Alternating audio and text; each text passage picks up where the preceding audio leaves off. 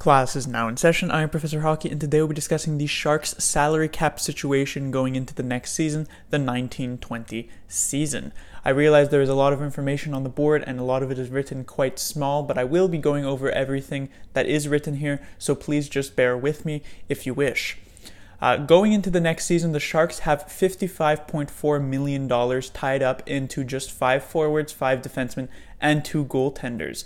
This is Evander Kane, long-term contract, $7 million he signed last offseason. Logan Couture's long-term extension, $8 million for 8 years. Tomas Hertl's 4-year extension, $5.625 million. Melker Karlsson will be in the final year of his $2 million contract. Goodrow, $0.925 million, so $925,000. That will kick in next year, a 2-year deal.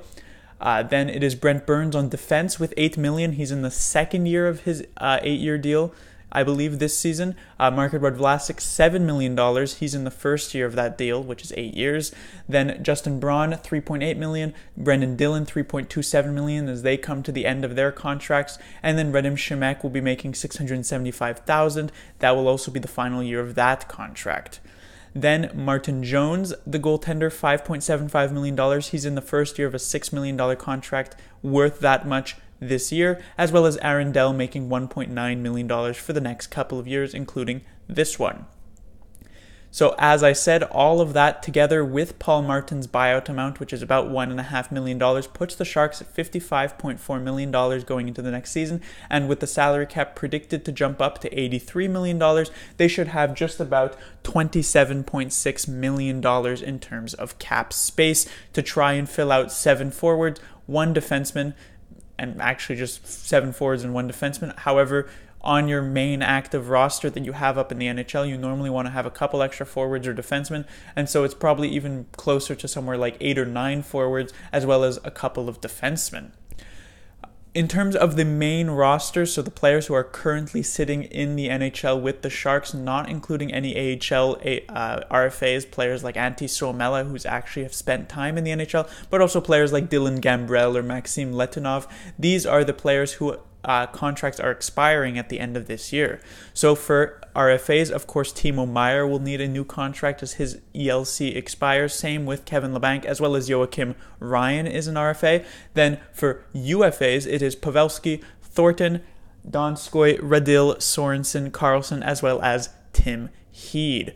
And so if they can manage to get all of those players back, they will have exactly the same roster, but you'll see that the numbers don't necessarily work out with my predicted contracts going into the next season. So for the 3 major contracts that are going, that could be signed by the San Jose Sharks, I will start with Timo Meier. At the moment, he has 18 goals with 16 assists for 34 points in 35 games, which puts him on pace for 41 goals, 36 assists, and 77 points for that 79-game season that he will have if he remains healthy for the rest of it. This puts him at a sort of comparable level to William Nylander. While Nylander last year only had 20 goals, 41 assists for 61 points, the part that sort of equalizes the 2 players is that the previous year prior to this one, Timo Meier was a 36-point player, while Nylander remained a 61-point player, I guess was a 61-point player. And so Nylander has the consistency, even though Meier has the peak level. So it seems as though these players should even out a bit, sign, I guess, similar level contracts, which is why I would say Meier goes for about $7 million. Now, I know a lot of people would throw out a bridge deal for Timo Meier. This would allow the Sharks to get a couple years of cap relief where he'll be making something like $3.5 or so million. But I'm not sure if Timo Meier would want to go for a bridge deal. Normally, if you're a team, you want to get a player on a bridge deal if you want to see them try and prove it. You don't want to give them what they're asking for at this point. So think of a player like Connor Sherry with the Pittsburgh Penguins. He was a player who had put up something like a 50-point season, but the Penguins decided to sign him 3 years, $9 million, so $3 million a year to see if he can actually keep that up. And with the fact that he was unable to keep it up, the Penguins didn't make, let's say, a big mistake signing him at a long-term 6-year deal of some sort for somewhere close to $5 million. A bridge deal that didn't work out for the team, we could take example of PK Subban. Subban had signed about a $3 million bridge deal about 5-6 years ago, and in the final year of that bridge deal, he ends up winning the James Norris, which made it so that he ended up signing a long-term deal worth $9 million a year, where if the Canadiens had gone right away to sign him, he probably would have signed for a decent chunk less. Now with Timo Meier, because this is a peak season here, he's jumped up to a possible potential 77 points on the season. He would most likely want to be locked up long term so that he can get, let's say, maybe $7 million, as I said, because it's very possible and maybe even somewhat likely he doesn't match a 77 point total again during his career. I feel as though it's probably likely he's more of a 60 to 70 point kind of guy consistently. And if he does manage to hit 77 points this season, he probably wants to get that long-term contract so that he doesn't fall off. So it's most likely in Meier's best interest to go long-term. It seems to be in the Sharks' best interest to maybe go for the bridge. However, I'd say that even though Meier as an RFA doesn't have too much leverage, it's likely he does manage to get that long-term contract. Next is Joe Pavelski. He is a UFA currently with 23 goals, 7 assists for 30 points. That puts him on pace for 50 goals with 15 assists and 65 points. A potential comparable, it was a bit difficult to find, as obviously Pavelski is a player who's putting up some decent numbers, a ton of goals at age 34, and he's going into the next season at age 35. So again, those are very dangerous contracts to sign because at any point, especially with a player who plays, like a slow game like Joe Pavelski, those are numbers that can easily fall off at any moment. So I've decided to go with Ilya Kovalchuk. It's a bit of a stretch to say this is a comparable. Obviously, Kovalchuk hasn't been in the NHL prior to this year for a good 3, 4, 5 years, but he signed for $6.25 million, and his previous season, I used a conversion of about every 4 points in the KHL equals 3 points in the NHL. I feel like that's a bit somewhat accurate, or at least it has been in the past, meaning over an 82-game season last year in the KHL, he would have put up 36 goals, 36 assists, as well as 72 points. Now, of course, Kovalchuk carried a bunch more risk, whether or not he'd actually stick out for the rest of this contract. Would he retire? Would he want to leave? All of these different factors, and so it does bring down the amount. I feel as though with Pavelski, there is a lot more safety to it than at least Kovalchuk, even if there isn't that much safety with Pavelski, meaning I feel like he would sign for around 6.5, maybe max $7 million for this next contract, probably just a couple years, 2, 3 maybe. He's a player who I don't think is going to hit 50 goals this year. It's possible he gets to 40. I'd say the 60 to 65 points is relatively possible. Something like 40 goals, 20 to 25 assists is in the books for him, at which point I think $6.5 to $7 million at his age is more than fair. Next, and finally, Erik Karlsson, probably the biggest free agent the Sharks would have to sign. He currently has 2 goals, 24 assists for 26 points. He is on pace for 4 goals, 52 assists, and 56 points. The real only comparable that Erik Karlsson does have is Drew Doughty. You could say a player like Victor Hedman is somewhat of a comparable, but because he's in Tampa and Tampa signs low deals for X, Y, and Z reasons, Hedman is making just under $8 million. I don't think that's ever going to happen here with Erik Karlsson. And so it's more likely than not he goes with what Doughty did, $11 million. Doughty, the season he signed this extension, got 10 goals, 50 points, or 50 assists for 60 points. Karlsson's going to be putting up similar numbers. We know Karlsson can put up even higher numbers on a good season, and it's possible that this 56 points he's on pace for now, he eclipses that with how well he's been playing as of late. And so $11 million seems to definitely be in the cards for him, whether that be with the San Jose Sharks or without them. Moving on to some of the other players that the Sharks do need to give new contracts to, I've got Kevin Labanc at the top of that list, making $3 million next season. That's at least my predicted amount going into it. And for most fans on the outside of the Sharks team, they'll probably look at a player like Labanc, who's on pace for about 50 points this season. He's a younger guy. They'll probably say, oh, why don't you lock up this player long term? He could probably make somewhere around $4.5 million, and that could be a decent deal for him. Now, of course, players on the inside, not players, but fans on the inside, Sharks fans will probably be saying that, oh, we shouldn't give Kevin Labanc more than like a penny more than, let's say, $2 million for his next contract. He's not good enough at even strength. He's a liability defensively. He takes bad penalties and everything like that. In my opinion, I feel as though Labanc will most likely go for some sort of bridge deal a couple years to see if he can actually prove that he can be a serviceable forward at even strength, because at the moment I would tend to agree with what I'd say Sharks fans would say, which is that he is somewhat of a defensive liability. This is why he gets benched late in the third period, or in the third period in general when the Sharks have a lead. He's mostly a power play specialist. He doesn't seem to be able to keep up with the NHL in a top 6 position. He's mostly seems to be a third line kind of guy playing against worse competition. However, if Labanc, in the next couple of years on what a bridge deal would bring him, if he's able to prove that he can play, let's say, second line, he can still play the power play, he can be a 50-point guy while also being effective in other areas of the game, take less dumb penalties, he could easily be a long-term guy making somewhere around $5 million. So it's definitely in Labanc's best interest, and probably the team's best interest as well, to sign him for a shorter term deal at a bit less money than what his point totals might say, so around $2.5 to $3 million. Next is Joakim Ryan. He was a player who I thought might get a decent payday by the end of this season, but as we see halfway through, it's probably not going to happen, and so it's more likely he gets, in the 800, 900K range. He started the season 6th on the depth chart. He might even be 8th on the depth chart now, behind Shemek and Tim Heed. And so there's no reason why he should get more than, let's say, $1 million, especially as an RFA.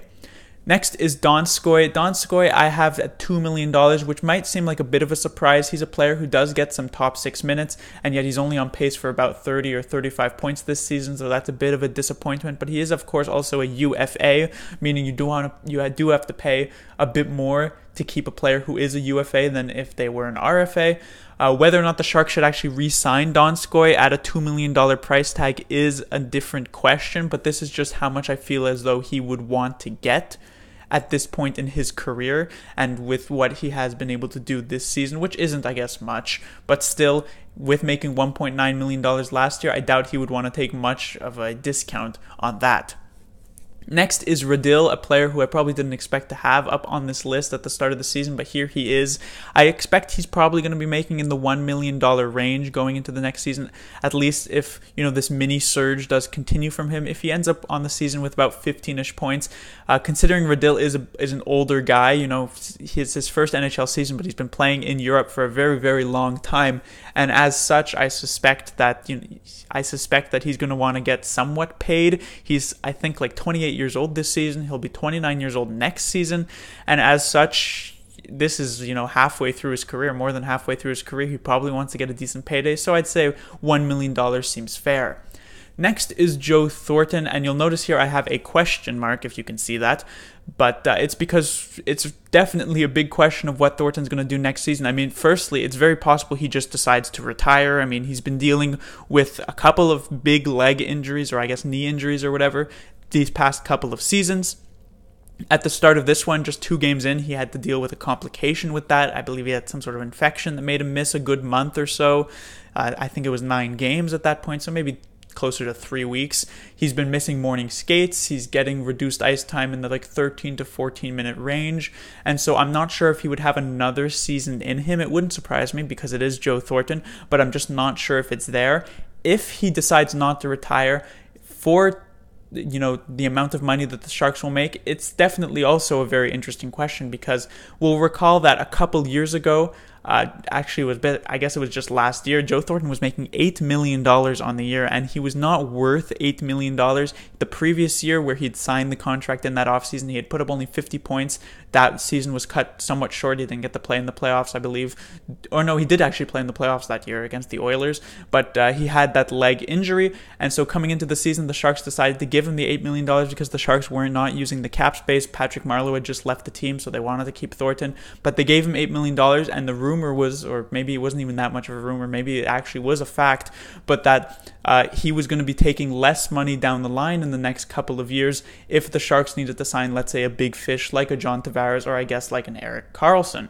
And so this year he's making $5 million. So going into the next year, that's $13 million over 2 years. It's very possible that he takes something like $2 million if he is not to retire for the next year, which over the 3-year period where he's been signing these 1-year deals, that would be $15 million for $5 million every single year, which is rather fair for, let's say, a second to third line centerman at this point in his career, age 37, age 38.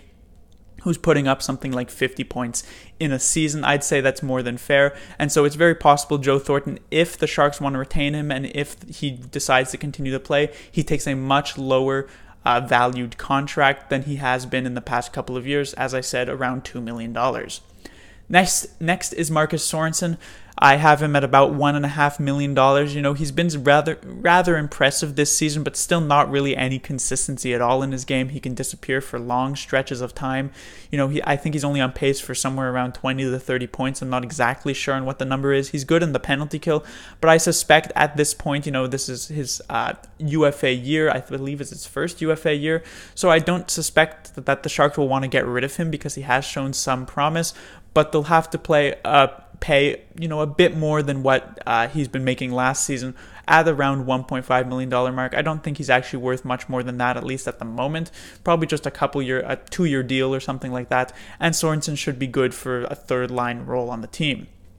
Finally, Tim Heed, and he was a player who I would not expect the Sharks to be able to re-sign, whether or not they want to or not. I would feel as though Heed would want to go somewhere else. However, with the potential departure of Erik Karlsson, if Erik Karlsson doesn't sign with the Sharks, a big spot in the lineup for an offensive defenseman does open up. And so if Doug Wilson can, let's say, guarantee Tim Heed a spot in the lineup to play on, you know, like the second power play unit behind Brent Burns, I could see Tim Heed re-signing with the team at least for like a 1-year deal worth $800 or $900K, similar to Joakim Ryan, and he's given the chance to actually be able to do that, something that he hasn't really been given much in the past couple of years. Then it's a possibility he does re-sign, but it does seem maybe a bit of a stretch with how he has been not treated, but how he has been used in these past couple of years. You know, this season he's been a healthy scratch for the majority of the games. I think he's only played like 3 or 4 on the season. So if I'm a player like that and I have UFA rights, it's unlikely I stick around unless Doug Wilson can make that sort of guarantee.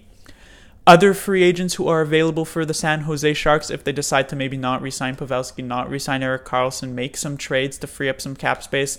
Mark Stone is a pretty big name UFA this season coming out of the Senators. The Senators are obviously a team that are completely up in the air in terms of future, what's going on with their owner and what's going on with the team who doesn't like to sign these long-term contracts.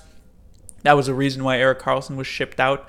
But Mark Stone signed a 1-year deal just to get to UFA status with the Senators, so it seems as though he's not necessarily in a hurry to stick with this team. He'd probably require around $9 million. It's much harder to predict some of these big-name UFAs because the price can be driven up rather easily, similar to John Tavares, a player who might not necessarily even be worth $11 million, never mind $13 million, but the price gets jumped up when a player like John Tavares, someone who you very rarely see in the free agency, actually becomes available. And so Mark Stone, while he might be worth, you know, to just one team $9 million, it's very possible he can get over $10 million on this open market. Same with Artemi Panarin, who has pretty much announced that he doesn't want to return to Columbus unless something can be worked out there. It's likely he leaves the team during the offseason. Definitely not before the trade deadline, I would say, just because his team is in the playoffs and his team is going to try and make a push in the playoffs. But Panarin is available. The Sharks could use him. I know Panarin is a fan of California, if I'm not mistaken. But again, it would cost a lot of money, around $9 million, but that could easily jump up to 10 or possibly even 11. Next is Matt Duchene, who's probably just a somewhat worse version of John Tavares. But he's been having a very good season with the Senators, but that's because the Senators play obviously a very offensive style of game. But I'd suspect Duchene could easily get around $9.5 million. Tyler Seguin, a centerman for Dallas, he signed, I believe, $9.5 million. His contract extension with the Dallas Stars for this, he would have been a UFA this offseason. So I suspect Duchene, maybe on the open market, can get above 10, but he could probably get to about $9.5 to $10 million.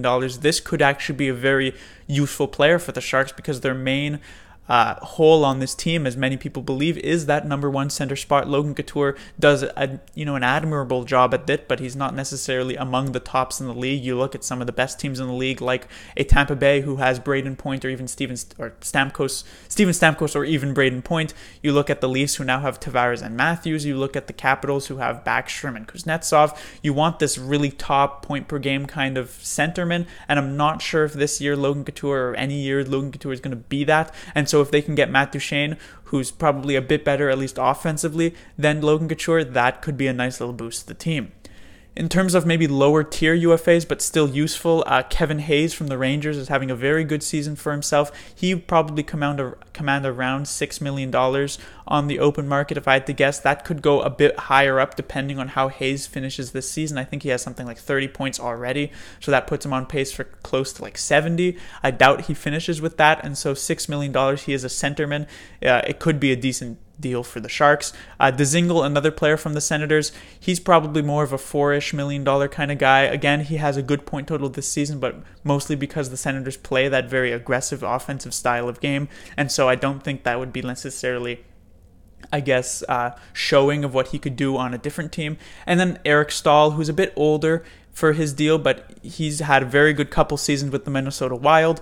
This season has been a bit of a down year, but still not too bad, and so he could probably sign for around $6 million and play in a top 2 center spot for the San Jose Sharks. Finally, the lineup. A potential lineup going into the next season. This is basically just the lineup that they're running this season without Erik Karlsson, because with the deals that I've predicted for all of these players, Erik Karlsson does not fit into the team, and so without, let's say, a trade, or without maybe Meier taking a bridge deal, or without maybe not signing Joe Pavelski to something, Erik Karlsson would not be able to return for the big money that he's going to command, even if that goes down to something like $10 million. But with a lineup of Hertl, Couture, Meier, Kane, Pavelski, Donskoy, Sorenson, Thornton, Labanc, Radil, Goodrow, Karlsson, with Shemek, Burns, Vlasic, Braun, Dillon, Heed, with Jones and Dell in net, that gives them about $77.75 million, which puts them with about $5.25 million in terms of cap space going into the next season. That is a decent amount of cap space. So if the Sharks do manage to trade away some of these players, let's say they don't sign Jonas Donskoy, let's say they decide to trade away someone like Brendan Dillon, whose contract is coming to an end and is making a decent amount of money, trading away someone like Melker Karlsson, the Sharks definitely can work some cap wizardry here to fit in Erik Karlsson, or fit in one of these top UFAs like Duchene, like Panarin, like Mark Stone. But at the moment, it seems as though the Sharks are somewhat have their hands tied with some of these bigger long-term contracts they have given out, like Burns, like Vlasic, like Couture, like Evander Kane. And so there is some wiggle room that they can work with, but I'm not sure how much they can actually do going into the next season. Just a couple points I will touch about. I mostly recommended UFAs. Some people might be saying, well, this is a big year for RFAs. RFAs do require compensation to actually be able to sign them. So if the Sharks were to go something massive, like a $10 million contract for a Mitch Marner or a Mikko Rantanen, they'd have to give away picks, like a first or a couple firsts, and the Sharks don't actually have a first this year in 2019 or next year in 2020, and so they'd have to make a deal with, let's say, the Senators to get their first round pick to actually be able to sign an RFA with the correct compensation, which is definitely a stretch, especially since offer sheets are rare enough in the league, so I doubt that occurs. Another thing that I do want to mention is that there are some players in the Sharks system that could come up next season that are only making like league minimum around like $750K. So them not signing someone like Jonas Donskoy for $2 million, they can easily get like a $1.25 million relax on their cap if they bring up someone like Ivan Chekovich or Sasha Chmelevski, or even like Antti Suomela, who would probably sign for a very similar 800, 900K going into the next season. But the Sharks, they do have, as I said, some wiggle room. It'll be interesting to see if the Sharks make a big splash in this offseason as they did in the previous offseason, whether or not they're going to be able to keep Erik Karlsson or not, but it's definitely going to be a wild offseason for the San Jose Sharks. Class dismissed.